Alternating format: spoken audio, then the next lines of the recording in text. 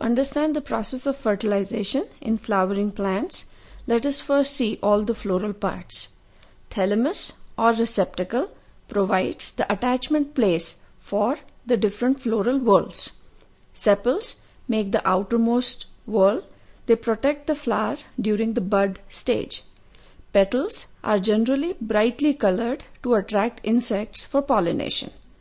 Anther and filament make the male reproductive part of the flower known as stamen. Stigma, style, and ovary make the female reproductive part called the pistil. In the ovary are ovules. In an ovule is an embryo sac, and in the embryo sac is an egg. During pollination, the pollen grain comes to lie on the stigma. The pollen grain has two layers. The outer layer is known as exine, and it is made up of a substance called sporopollenin. The inner layer is thin and is known as intine. At some places, exine is thin.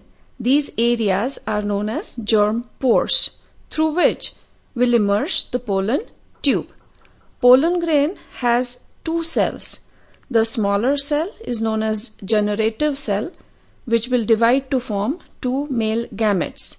The larger cell is known as the tube cell, which will give rise to the pollen tube. The embryo sac has three cells towards chaliza. These cells are known as antipodals. There are two nuclei in the middle called the polar nuclei. Three cells are towards the micropyle. The middle, larger cell is known as the egg. Two smaller cells are called the synergids.